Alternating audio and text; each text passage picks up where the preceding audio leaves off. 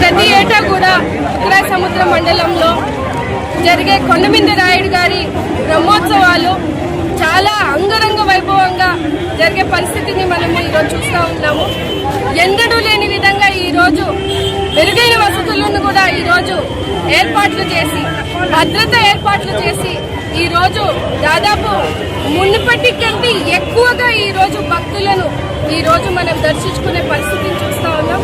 ఆ ఏడుకొండల వాడు కొండమీద రాయుడు గారి ఆశీస్సులు ప్రజలపైన ఉండాలని, ప్రతి ఒక్కరూ కూడా కుటుంబ సభ్యులు సంతోషంగా ఆయురారోగ్యాలతో ఉండాలని ఈరోజు కుటుంబ సమేతంగా, అలాగే వెంకట నరసానాయుడు గారు, కేశవరెడ్డి గారు, రామలింగారెడ్డి గారు, ఇతర కూటమి నాయకులమంతా కూడా ఈరోజు ఇక్కడ వచ్చి రథాన్ని ఈరోజు పూజించుకొని రథోత్సవాన్ని కూడా మొదలుపెట్టి ఈరోజు ముందుకెళ్లే పరిస్థితి చూస్తున్నాం.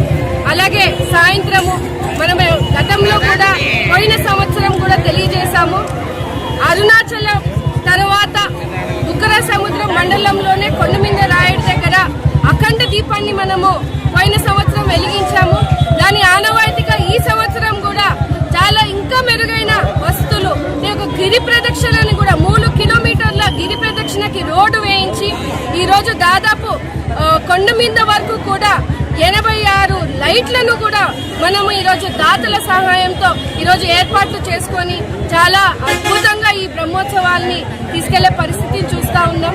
కూటమి ప్రభుత్వం ఎప్పుడు కూడా దేవాలయాల అభివృద్ధి కోసం ఒక పర్యాటక క్షేత్రంలాగా ఈరోజు ఈ బ్రహ్మోత్సవాలని, కొండమింద రాయుడిని ఈరోజు ఆ దేవుణ్ణి పూజించే పరిస్థితిని మనం ఈరోజు చూస్తున్నాం. చాలా చాలా అదృష్టంగా భావిస్తా ఉన్నాం. ఆనవాయితీగా మా ఇంటి దేవుడు కొండమింద రాయుడు గారు, ఆ బండారు కుటుంబం నుంచి కూడా మేము పట్టు వస్త్రాలని మొన్న సమర్పించి ఈరోజు అద్భుతమైన పూజ చేసుకొని ప్రజలందరూ కూడా సుఖ సంతోషాలతో ఉండాలని మంచి ఏర్పాట్లు.